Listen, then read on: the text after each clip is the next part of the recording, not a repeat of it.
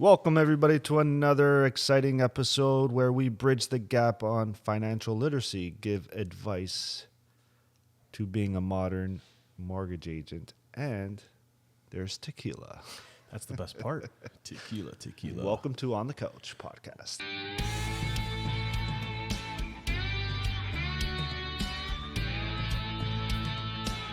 Welcome. So before we get into it, guys, can we address the elephant in the room? Why do you and Danny have 17 liters of water next to you? Danny, let's show everyone your jug of water there. So, what is happening with this monster here? 770 has brought out a lot in a lot of people, people that have joined our program. And, from the last program, like, how can we make 770 better, and how can I make myself even better than what I did last time? So, I went to go see a nutritionist, and the nutrition's like, you should be drinking 4 liters of water daily. And I'm like, hey, well, I got to introduce that into not just myself, but why don't we make this part of the 770 program too? So we're trying it out. We're seeing how it works before we introduce it. In phase 3. Phase 3. Yeah.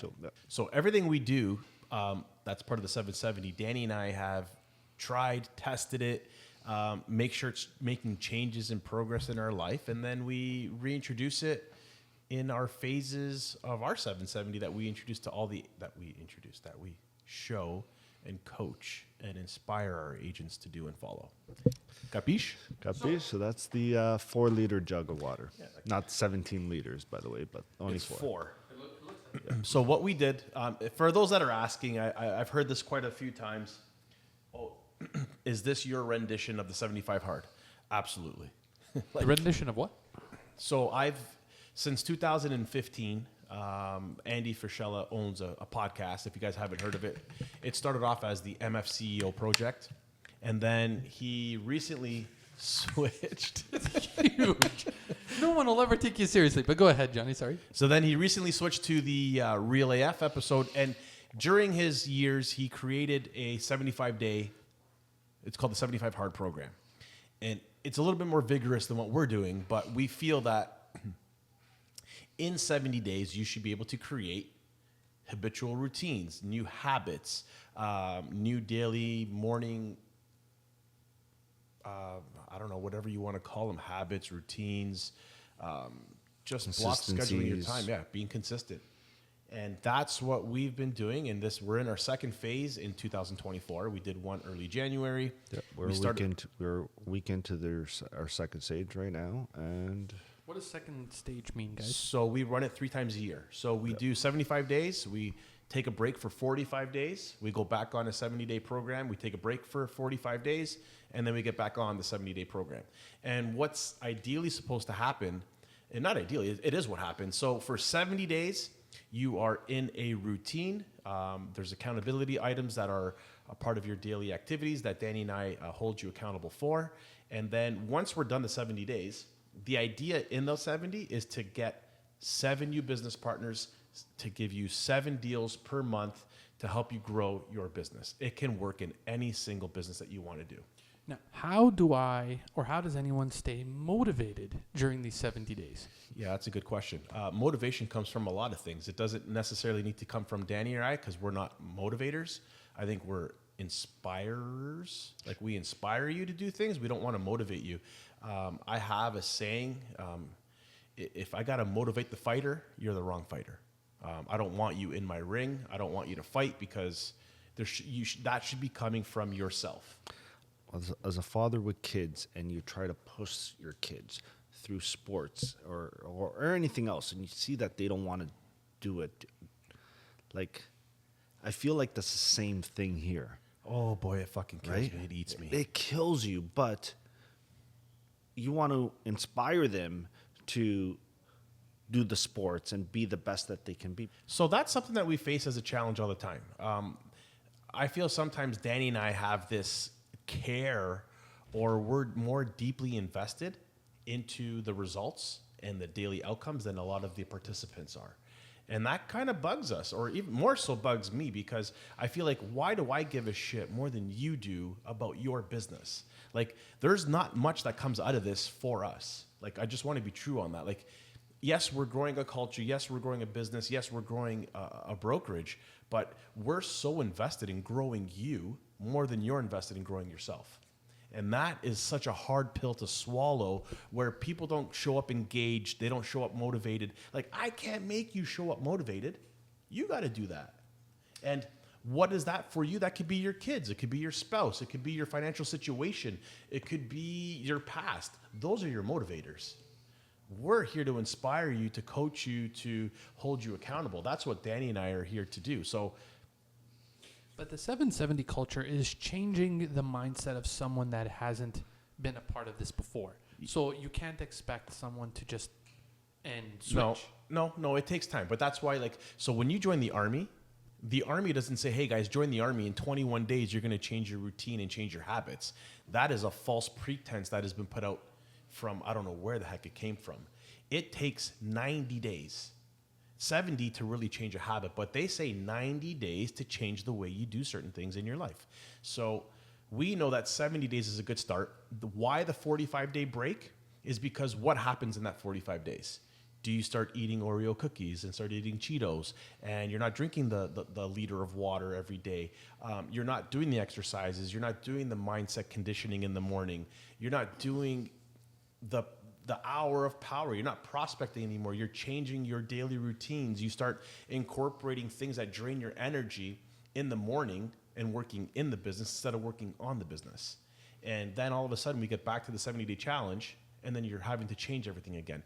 And that's why we incorporate that 45 days. Everybody thinks the 70 days is the challenge. It's actually the 45 days that you're off the challenge. Does that make sense? I love that part. What do you love about that? Well, because it's like you've just changed who you are for 70 days. For the better. To try to better yourself or better your business, really. Yeah. In this case, you're doing both. And then all of a sudden it's like, hey, we're no longer here for you. Yeah. Not in that way, but like, we're no longer keeping you accountable for the next 45 days. And what do you do? And it's now your choice to be who you want to be for 45 days. And everybody thinks it's in the 70. It's not. It's in the 45 days. What's the ratio like of people coming out of that 45 days positive? So, I mean, they come with deals now and things there's another reason why we take this break. And it's because everything that they've worked on for 70 days and trying to achieve is now going to pile up on them a little bit, right? Now all the deals are going to start coming in and all that cases, and they are going to get busy. But we still want to encourage the selling part of it, and that's why we bring back the 70-70. Yeah. So to touch on what Danny's saying, in 70 days, you're building your business. What you do today doesn't give you an outcome tomorrow. It gives you an outcome in 30, 60, 90 days from now. So during that 45-day break, you start getting leads. And then you start breaking your daily habits to accommodate of what's happening. And then you quickly forget what's going on. But then you know what happens when you get into the next cycle? You got no leads to work on because you forgot what practices got you there. You forgot what it took to get you to that point where without leads, you can't get closings. So leads is the most important part of your business. Without pipeline, you cannot grow. And if you ignore that activity that you did for 70 days, then all of a sudden you get into the 45 days where you're not practicing these daily activities that some will do because old habits die hard. Mm-hmm. They get into that 45 days and then they start allowing and enabling the easy. Well, I'll take the call at 11 o'clock. Instead of saying, no, at 11 o'clock, I have a pre-scheduled routine. I can't take that at 11. But in 70 to 70, you're talking work and life. Both. What about the life part? But what about the life part? You guys were talking about cold plunge, or not cold plunge, but cold showers. Cold showers. So do you think that the work is more important than the lifestyle change? No. No, I don't. Danny? No, that's why we did everything together. So you don't feel like one is more important than the other? So again, everybody feels different. If you ask me, I think the life part is the most important because you can adapt it to anything that you want to do. The work part is just a byproduct of the business you're in. But the life part, like getting up and having a vigorous morning routine, 30 to 45 minutes of a workout. I guess not everybody wants to do workouts in the morning, so I kind of give that a grain of salt. But what the most important part is the mindset conditioning prior to you beginning your work. If you don't put your game face on and get ready for the activity and tell yourself how beautiful and how wonderful you are and all these great things, like if you don't believe that shit matters, then keep doing it your way and show me your results. Well, an athlete. Well, let's go to hockey. Athlete, yeah. Because I played hockey and I know a lot of hockey people around me. The voodoo change room. Well, I mean, before you had a game, you would have your pre-game skate. You show up at the rink 2 hours before. I know me, I was a goalie, so I was like a little bit weird, as they say goalies are weird, but it's like I would get dressed and then I would pull myself away for 15 to 20 minutes away from the team where I can just focus on what the challenges I was about to face before I hit the ice. This is the same idea. It's like you wake up in the morning, whether you do that workout or not first thing in the morning or not, but that cold shower is getting you prepared for what you're about to take on. The affirmations. I want to touch because it just brought up a memory in my head, but Nicolas Cage. Everybody knows Nicolas Cage. In Gone in 60 Seconds, before he begins his task, what does he do? He grabs the leather jacket, he puts the leather jacket on, and he hits that play button on the radio, and it's low rider. Gets like he's getting in the mood to go do his task. No different than what Danny's talking about before his hockey, before being a goalie. It's no different than when I used to go knock on doors. I would have a vigorous routine. My wife would laugh at me, okay? And she's probably watching this episode. She laughed. You want to know why? I don't know if I've told you this, Stefano, but I would walk into the ensuite, turn on the tap of water, like the tap, have that water flowing, and then I'd go take a shower, leave that water running. Why? Because it was just part of my routine. That flow was a positive flow. It was something that I did every morning. It's like, let's get the flow going, turn the flow on. That was the water flowing. That's also kind of a waste of water, but Who gives a shit? It could put me in the mood. do you still do that? Yes, You still do that? to this day. So it's kind of, are you like expelling all the negative? Is that what it is? I just get it when I start my morning routine. I go do my thing. I do my workout, and before I go take the cold shower, I start my flow. My flow is turn the water on. I don't know why. I still do it to this day. It's just now become such a habit. Like I'll actually get out of the shower and go turn it on if I forget. It's weird. I know. Danny, do you have any weird habits like that? Weird habits. Listen, guys. Everybody little puts bit- their it's a left little foot weird. in. Their I right mean, foot turning in. on water, is that really a weird habit? Because he does it before he goes into the shower. I think a weird habit would be like putting on one sock and not the other until you're about to leave the house. That'd be like a weird habit. I mean, just Do you have flicker- anything, Danny? I don't know. I'm curious. this guy's looking for weird things out of me. Yeah, a No, little I'm not bit. weird, man. I don't know. But but everybody does. I don't know. I'll think about it. I don't think. I think everybody does have a habit. You just don't know it. 100% everybody does Yeah. habits. Mine just happens to be the water flow, and it's something that stuck with me since I got into car sales. I mean, for the longest time, I listened to the 4 same songs on the way to the office every single day. Huh? Yeah. It Well, was what songs are songs those? were Yeah. they? So it's from the Pearl Jam 10 album, and it was Stayed in Love and Trust, Oceans, Black, and Jeremy. Today on the Those way, 4 songs. today actually on the way to the office, I listened to a song because it was a little intriguing of what's happening out there, and it is Drake got one of Drake's guys got shot last weekend or something or last week. Yeah. Oh, And now there's this song that is, which actually I like the title because it's called What's it called? "They Not Like Us." So it actually pertains to this episode a lot Re- because like our 770 is a little bit different than everybody else. Is it a good song? I didn't even hear it. So this song is Kendrick Lamar Oh, okay. So it's a banger. dissing Drake. Oh, no shit. It's actually What? it started off pretty cool and I actually liked it a lot. But then it's like, but, and it's like, it's actually, over the weekend, it was the #1 song in the U.S. Right? And it's all about dissing Drake. And all you hear is, but, and then, but. I'm like, sure, this is the #1 song. I just had to replay this 20 times just to understand the one diss that he's trying to say. But what's is that. the diss? The whole song's a diss, so don't like. So it's a diss It's track. it's a diss track. Yeah. It's actually a good song. It's not bad. It's not a bad. And you heard this for the first time. I heard it for the first time And it this made morning sense to you because you said it related to 770. How? because of the title. They not like us. So 770 is like we're trying to be different than everybody else. So I actually liked the title. So now with the 770, what about if you realize you guys internally come to the realization, I do not know if this person can do what we're asking them to do. What do you do then? I had to take a deep breath there.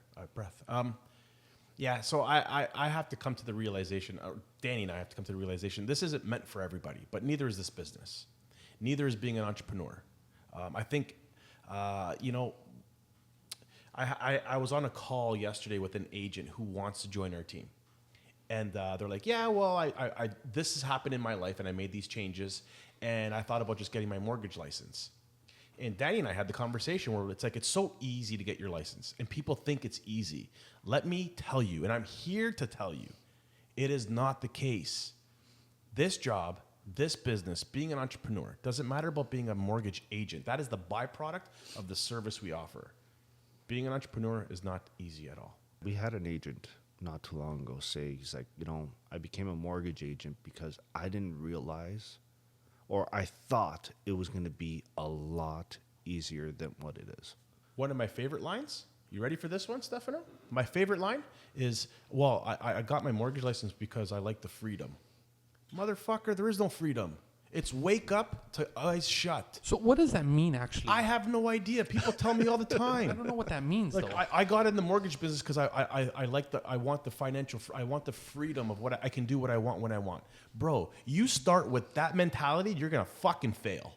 But if they I don't have care. all of this time, What hard do you choose, man? Yeah, in choose this business. You want freedom? Give this business 10 years of your undevoted attention from morning to night, and you'll have freedom. well, that comment doesn't support that. They're instantly saying this is a free ride. Yeah, it's not a free ride. Yeah, it kills me. Like That's the hard part. Guys, if you're out there and you're listening to this episode, and we interview you to join our brokerage, and you tell me you're in it for the money and you're in it for the freedom, we won't hire you. Because that is the wrong mentality to have. This job is, hey, I'm a grinder, I'm a hustler, and I got grit, fortitude, and attitude. And if that's you, this business is for you. Because if you don't have that, I gotta advocate for them, though. what? Because I think I know what they're trying to say. What they're trying to say is, I don't want the 9 to 5 working under someone, not having the freedom to make more money or do. But my hold own on, time. those people are probably coming from 9 to 5, Yes. and that's the That's what only I'm way saying. they know. Well, that's And what when I'm they saying. come to this business to be an entrepreneur, they don't know how to be an entrepreneur, and they end up failing. This business Oh, I see what you're saying, is, hey, Johnny, what are you doing Friday night? I'm not sure. What are you doing? Well, we're going to the bar. You want to come? The answer's got to be no. Hey, Johnny, we have a birthday party, a wedding, a communion, a confirmation. No. The dedication to your job and the work must come first. I'm not saying... Then it's after yes. Then but it's first after yes. it's the hustle and grind. It has to be. Or else you're not going to make it. Look, you know how hard it is out there right now to make it in the mortgage business? Go ask how many people are folding and leaving the industry. And that goes... People's businesses are down 50%. Yes. If not more. And you have no daily routines or habits that are being instilled in you or the brokerage. And then people ask why we do 770. Because we're trying to get you in the zone every single day doing the damn work. So I'll tell you why sometimes the 770 doesn't work. So a long weekend is coming up. A lot of people have asked me, do you want to go to the cottage? So and so and so. And I said, no, I'm working Sunday and I'm working Monday. And they look at me like I've just made the biggest mistake of my life. Absolutely. And I not. think that's the majority of people, because social media takes entrepreneurs and says, we live the good life. We don't work. We're relaxing. We're going on vacation every day. I honestly, I want to start talking about how hard it is. Because everybody out there talks about how great it is. They pull up in their whatever it is. Or It's not great. It's not. It's hard, man. You don't. It's hard. Can I tell you what it is? Because I've been an entrepreneur for like 20 years now. It's lonely. Because it's hard for me to relate how I'm dealing with stuff, how I'm paying for stuff, what I'm worrying about with someone that is not a full-on entrepreneur that is either life or death. So I was sitting with my neighbors, and one of my neighbors, Danny, not you, he asked me a question. Portuguese? He's Portuguese, yeah. There's 2 Dannies that are Portuguese. Dannies Yeah, that but are Portuguese? know 2 of them. He's another character. Lovely guy. I love him. But he asks, he asks great questions, and he asked me some questions, and I started answering them. And then another neighbor was like, something like I was bragging, right? And that's the difference of being an entrepreneur. I've got a long vision. I got a big mind. And big minds do big things, small minds do small things. And I have this big mind, and I see big things in the future. So when you speak that stuff in a room where there's people that have little minds, you become as if you're bragging, or like you're showing off. Dude, but you got to put yourself in their situation. I try to. But you have to, because this society won't understand. If us three start talking and someone doesn't understand what they're saying, it's not that they're small-minded. It means that they haven't put their mindset into where we are. So that's the way I look at it, or I just excuse myself from that room. Very difficult, but again, I think that's something that I need to control myself. But nonetheless, 770 is here. I want to talk about the results real quick, because I think... Well, I mean, we don't really have results right now. No. For this session. No, for the first. For the first, yes. Yeah. Yeah. So coming out of the first session, there's a few agents that are besides themselves. They went through the seven... One person that I know for sure? Wendy. Yeah, Wendy, Amit, Nick. Nick's games picked up. Tony's game's huge. Yep. Dom is bringing in all kinds of deals. Like everyone there. But during the 70 days, they Did thought I miss anybody? No. Amit? No, we said Amit. Oh, Yeah, all the agents. But during the first 70-day stint, they thought we were crazy. They thought, like, what the heck are you guys making us do? And for 70 days, it was almost like nothing was happening. And it gets frustrating, because that is the biggest part of the business. Is that's the discipline, is when you think nothing's happening and nothing's changing, but you consistently do what you don't want to do, is where the wins come. And these individuals started doing the work. We inspired them and pushed them to do it because we held them accountable. And then next thing you know, during the 45 days, it's like, I can't keep up. I got too much work. It's crazy. Do you guys push yoga and meditation in your 770? We talk about affirmations, meditation, visualizations. Well, I mean, yoga would be part of your exercise if you choose to make it your exercise. No, we don't talk about what you should be doing as your exercise, but I mean, if you want to go for a 30-minute walk, by all means, go for a 30-minute walk. As long as it's intentional. It's got to be like, don't go take your dog for a walk. Make it an intentional walk. Really? You know what else I have intentional? Yes. So I like 40-40. 40. Do we have any 40s here? We got a couple bottles that Now, let's see if it's are real. considered Let's 40% alcohol. But let's see if it's real. So what do we have? First and foremost, let's see if this is real tequila, because the last episode, we got our minds blown. Well, first of all, for those that are watching on the couch, this is one of our first bottles where I couldn't even pronounce Espolón. Espolón. Espolón. Is this, well, I mean, our last episode, we had a special guest. Yes, it does. It has an NOM number and certified real tequila. So it's a real There you tequila. go. This is a real tequila. So for those of you that are watching the episode, when you go buy your tequila, there should be a NOM number, and this one is 1440. And CRT means certified real tequila. So that means that this bottle of tequila does not have any additives. This is a 100% pure agave, if I'm saying it correctly. And this is a Respisato. It's crazy, right? It's crazy that like what you just said, it's crazy to me that now all of a Now that sudden we're looking for this stuff? Yeah. Yeah, I don't. Okay. You're gonna Obviously, see it every time you go to I LCBO. purchase a lot of tequila bottles. There's no question, and it's mostly because of the show. But I will be looking for this. If 100%. if I'm not buying a bottle for the show, Yes. So question, if you guys go to a friend's house now and they have tequila, would you look for it? 100%. The thing is, it's like they're going to be looking for me to like educate them now. Maybe I should just keep my mouth shut and laugh at them in the background. This is, I would have never thought to look for those numbers. So thank you again to Dominic from Connoisseur for teaching us this, because I would have never known that these numbers meant something. But now there are numbers that mean something to us, and that is the appearance, the cost, and the flavor. So let's start it off with you, Johnny. So this will be our third bottle of this. I've had second. second. We've had the añejo version of the Espinal tequila. This is a reposado. Correct. $46 or $48 at the LCBO. And Reposato, obviously, he said it was aged. It's been aged no longer than, I think, 12 months. 12 months, 12 yeah. months. Okay. This one here has been aged for 6. Yeah. So, Johnny, let's first go with the appearance. Yeah. So again, I like the bottle. I think the artwork on the branding is actually pretty cool. I've always liked that Mexican Cinco de Mayo or the skull stuff that they do. That is the, what's it called? They have the something. Muerte something. So something the Muerte. The Day Viva of de la the- Muerte? Yeah, the Day of the Dead. Day Yeah, of the that's Dead. it. I like it, and to be honest, my daughter's all over Coco right now. If you guys haven't watched Coco, it is a fantastic kids movie. Pixar. Yeah, Pixar movie. Yeah, it's and it's all in this Really? sequence. Yeah, Interesting. Actually, I put it on for her this morning before I left the house. For rating the bottle, I'll give it a 7 out of 10, 7.5 actually. I really like it. It's not crazy because I think we've had some crazy bottles over the last few weeks, so I think I need some time to recover from what has been through our doors. But I'll give it a 7.5 out of 10.